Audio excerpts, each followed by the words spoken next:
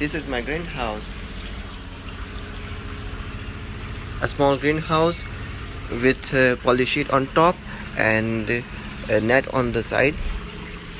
A few plants are growing right now, which is a romaine and arugula. This is raft culture, raft bed system. You see the raft.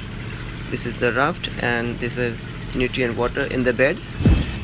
Water is circulating from this tank, from here to the other side hole, and then it comes back to the tank.